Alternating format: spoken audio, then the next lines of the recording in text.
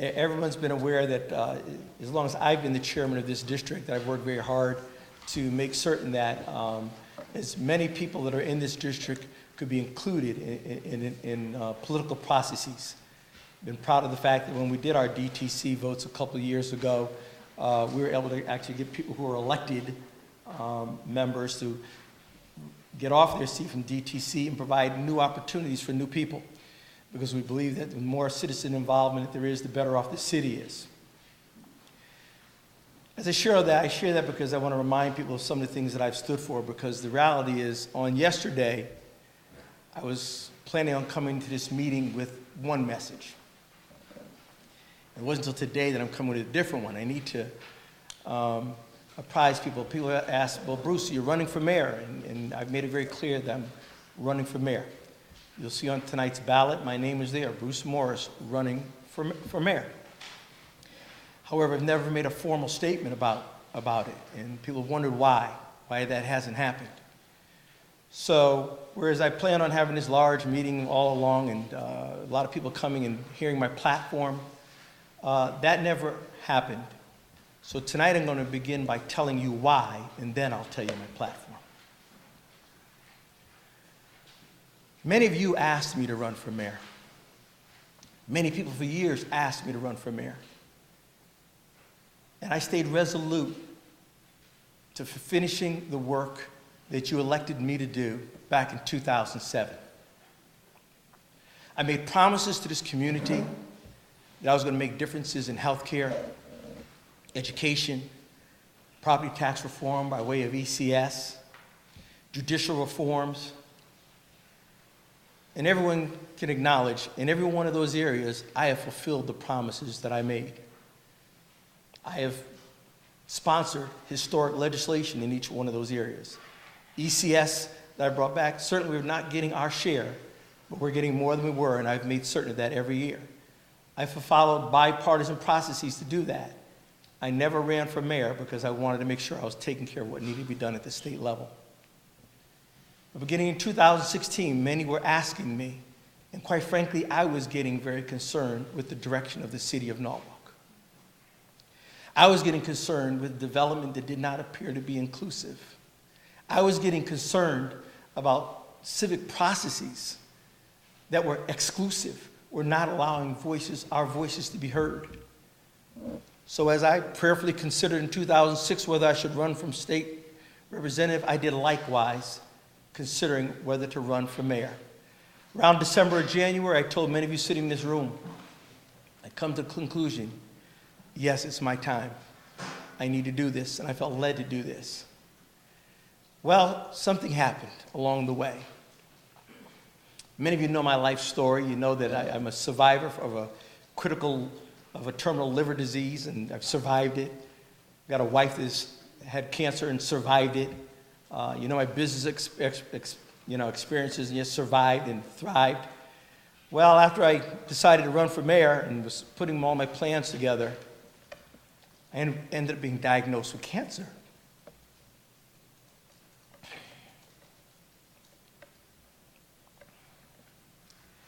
It was a blip along the road, something unexpected. But I knew what I felt led to do. When I made that decision in December and January, it was a selfless decision. I talked to Harry Rilling himself. I said, I understand running for mayor is not an easy thing to do. It's not an easy job. It's one that takes a lot of commitment. But I knew I'd made that commitment. So when the doctors told me what they had to tell me, I had to make some decisions. Is this something I could put off? Well, it turns out it was something I could not put off. But I orchestrated things. The Speaker of the House helped me work it out. He said, listen, you can have surgery. Prostate cancer, by the way, just so you want to know. He says, no problem. This is the surgery we can do. In 2 weeks, you can be back at work. Maybe 4 weeks to get all of your strength back. I said, okay, I could do this. Figured we get my surgery done the early part of May. I could be able to fulfill all of my obligations in the legislature for the ending part of the budget season, because that needed to be done, and that's what I did. In fact, after surgery, my very next week, I didn't wait 2 weeks. I went right back to work at the legislature because I care about what I do. I'm serious about the work I do as a legislator, as a civic leader here. Well, anyway, after that 2 weeks, turns out, you go to hospital and sometimes you can end up with other complications, other infections and things, and that's what happened to me. So whereas I told Nancy, guess what? In May, I'll be giving my, I had it all planned. I was going to call everybody together and tell you, this is my platform. This is what I'm going to do. I had it all figured out. Determined that, I don't need to let people know that I'm ill. Fight the battle. Well, make a long story short for you. For the next 8 weeks, my doctors were treating the wrong infection. Instead of getting better, I was getting worse. In fact, last week I was in the hospital. I was in the hospital 3 days before that. This is a story I did not want to tell, but I felt I needed to tell this story to you now. Because I'm committed to you. We came up with the slogan, Morris is for us, in 2006. I meant it. So 10 weeks out, and I'm finally, I'm about 11 weeks out now, and I'm finally in a position where the doctors were able to tell me very early, in terms of cancer, I'm cancer-free. The surgery was 100%, good. Bad news, I had cancer. The good news, we're good. The bad news was, an additional 8 weeks I did not expect. And 8 weeks that I would have been campaigning. And 8 weeks that I would have been raising money. And 8 weeks that I've been doing all the things that you all know that I'm capable and competent of doing. Raising the issues, challenging the things that are wrong. Well, I lost that time.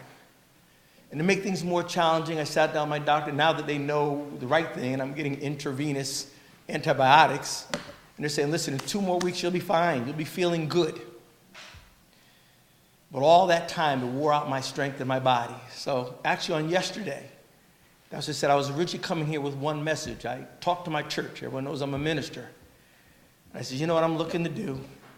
I said, but regretfully, I said, I don't have the physical strength or stamina right now to do a primary. I said, so the likelihood is I'm going to withdraw my name for the Democratic slate for mayor. And trust me, that was hard. Why was it hard? It's hard because this city is in a transitional point, a pivotal point, a critical point in determining our future. Not tough because, yes, the doctor is telling me the best thing for my health is to take 4 weeks off and do nothing, and then you've got 100% of your health and you'll be fine. 2 weeks and you can go do this, but you're better off personally looking out for your own health. So yesterday I told my church that, but I'll tell you what, I got up this morning, my wife and I, who loves this city, and she stood with me as a fighter for many things. And we considered, and that's what I'm going to talk to you about, my platform. And the things that bother me, the things that concern me. And the reason why I think I am the person that needs to be the next mayor of the city of Norwalk. But I can't do it without your help.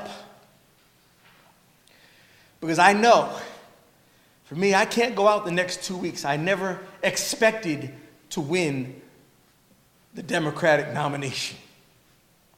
That'll happen in 2 days. I never expected that. I always expected it would be a primary. I always expected that I would have to go get names. I was prepared to do that. Physically, right now, I know I can't.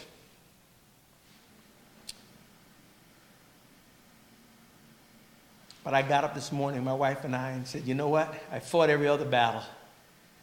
I will trust the same God I trust this far. That He'll give me the strength, and He'll give me the people that know what's wrong in this city and that know what's right in this city. The people who want to fight for what's right in this city. The people who know the real Bruce Morris. Not the ones that write their little excerpts on blogs or whatever else. But the ones who know that from 1979 until now, I have served as a public servant for free until I became a state representative. I did it because I loved you. I did it because I've got grandchildren. I've got it because I've got a family that I want to raise. So why Bruce Morris? Okay, why Bruce? You're telling me I am gonna primary. I am gonna try to get those signatures. Because my other options were, ladies and gentlemen, I really thought about this. I said, you know what? I could just petition. And that makes good sense for me. I could petition to be a candidate and just go straight to the elections. In fact, it might even still be an option I may consider. But I believe that our current mayor, his policies, his stance needs to be challenged. There needs to be an open conversation about what's happening in this city. So for the 5 things that I fought for, or the things that are critical in this city right now, let me start with one. Or let me just speak globally, why I think it's important that I am mayor. And this isn't new. If you take a look at interviews that I did on Meet the Leader, I put out a lot of these thoughts. Already, when we did your legislator's pie thing, I threw out ideas about the economics of this city. Because as a legislator, I've dealt with every state budget that's been a deficit. And every last single time I stood to fight to make certain that the cities were kept whole. We did that. We've come to a point now in our state when people still want to do that, but it's becoming increasingly difficult because the state doesn't have the resources. And what has been my challenge during all the time that I've done this is that here in the city of Norwalk and other cities across this state have failed to do anything to make their own selves self-sustainable. The city of Norwalk is one of those that has the greatest ability to become self-sustainable. What do you mean by that? Well, you take a look at today's newspaper. It was interesting because this is something I talked to, I think, Nancy back in March when I talked about the economics. What is Norwalk's economic development plan? Well, if you look at today's newspaper, we're finally getting around to saying maybe we should give incentives to developers to finally start doing some development, because no real new initiatives have happened within the last 3.5 years. Many of those were on the books. I'm here to say that that is short-sighted. I think that Norwalk and every urban city needs to take a look at a policy, because many of the rest of them do. It's like a Norwalk first policy. Because what good is it when we got all these hundreds of millions of dollars, over $1 billion worth of development that's on plan for the city of Norwalk? Yes, it will contribute to our grand list. All the development has already happened. Yes, it contributes to our grand list. But tell me, how many people out of the city of Norwalk got jobs on all those different developments? Tell me how many businesses here in the city of Norwalk were contracted to work on those jobs? What good is it to do $1 billion worth of development? I've got $1 billion that I've added to my grand list, but I missed that opportunity. Create millionaires right here within our own town. What is, I've missed that opportunity to raise people out of poverty, to give them living wage jobs. That's real economic development.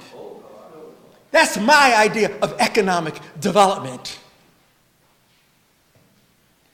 Take a look at all the land, all the buildings.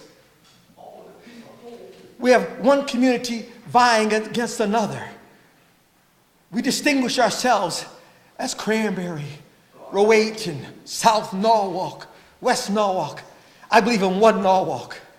I believe in diversity. I believe in leveraging our assets. I believe in leveraging the strength of all that silver mine guild that we have out there.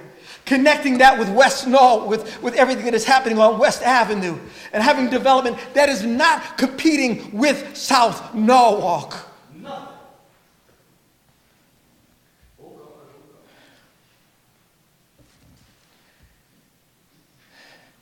We have an election right now.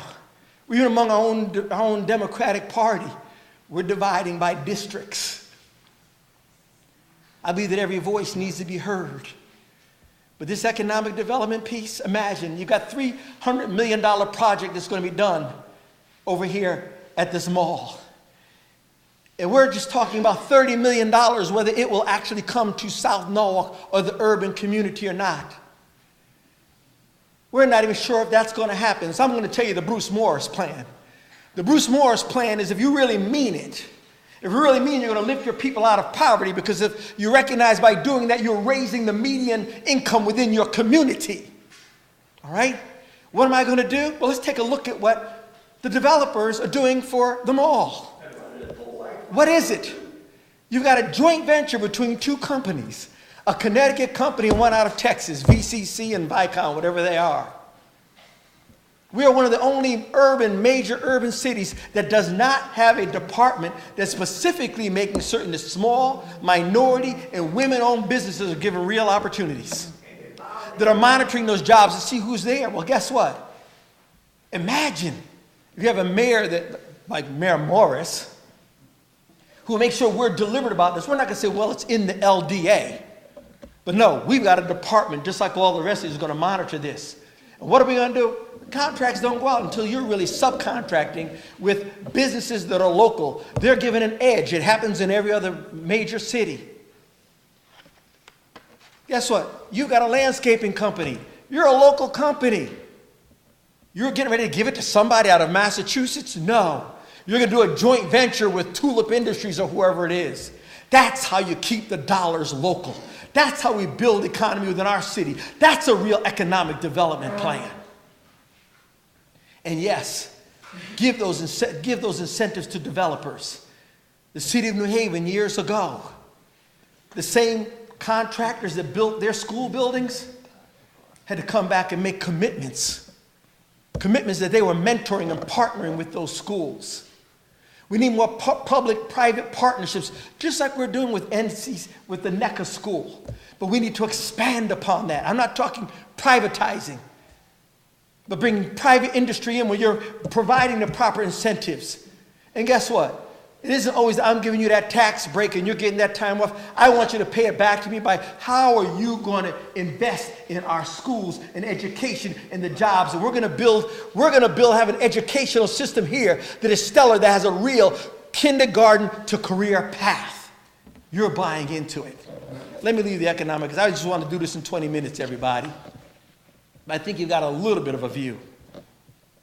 Education, that's always been my pivotal piece. I've got a challenge with where we are with education right now. We've always got gaps. We've got the largest gap. I've got a challenge specifically in this community. Our education system, our Board of Ed right now, fails to be transparent, fails to be inclusive, fails to have processes that work for all of us. Okay, I'm being told, let me keep moving. Let me get this time going. Bruce Morris, as you know, from September through January of last year, I made sure I personally reached out with a bunch of people here in this community and reached out to others to make certain that our board was hearing inclusive things. I would promise to you that there's no way, because as an officio member of the Board of Ed, I would be that hands-on mayor that you're not going to have these last-minute negotiations between the teachers union and the Board of Ed. You're not going to have these pro forma surveys that are given out. But as a community, as a city, we will develop together a real plan of action that all 5 districts buys into. Let me keep moving on. Transparency, inclusion, civility. We're still not there. Housing, affordable housing. I said earlier, we're in a pivotal point in the city, and everybody needs to get this. So I've talked to you real quickly about the state and the fact that cities have got to stop depending on whether I got my right amount of money or not. Because what happens in the year, when you really get your budgets cut, we need to be proactive ahead of that curve. That's why these economic plans work. But in terms of housing, right now, we spend all this money to educate our kids. As a state, we're doing a lot to make certain we're investing in higher education. But how many of your kids can afford to live in the city unless they're living in your home? That should not be the case. We have not gone back to take a look at our affordable housing statutes, regulations in this city in a long time. With all the housing that's being built, and I happen to know because I fought for this. I fought so the CHFA could provide additional bonding for those who had 35% and 65% of median income, but it is not being built in the city of Norwalk. I would be instrumental going back and saying, let's revisit our regulations. Let's do what is necessary so that we can provide that affordable housing. I don't want to take up all of your time. I've given you a lot of what, at least a little bit of a snippet of the things that I would advocate for. And there's a lot more, but guess what? If you're able to help me, if you believe in me, if you think I'm doing the right thing, I know that I'm telling you tonight, I'm putting my all on the altar. I'm putting everything out here for you. My health, my life, my family, my service. It's available if you think I can help you. It's available if you think that, guess what? Bruce Morris fulfilled every promise he's given to us. Bruce Morris has already demonstrated in District B inclusive processes. Many of you had never had a chance to be in some place things until you saw me. I never picked sides. I make sure it's equal down the board. If I'm that guy that you can trust, and that's what I'm asking, who will you trust in November? Me? Harry? Who's the Republican guy? Andy Conroy? Maybe who? I fulfilled my promises. I thank you for hearing me. And I hope that I will have your endorsement tonight. I hope that I'll have your support going through a primary, and I hope that you'll support me through to November. Thank you so much. I forgot one more important thing. Because I believe in honesty, openness, transparency, I've been your chairman, and I've provided you my case. Effective at the conclusion of this meeting, I'm offering my resignation as chairman of District B. I do not want to influence this group of people. I provided you all that I can.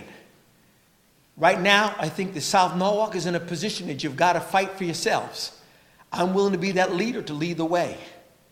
I'm willing to be that leader to tell District D, to tell the Marvin community, C, I don't care where it is, Rowayton, we need to stick together. It's one Norwalk. Here I am. Thank you.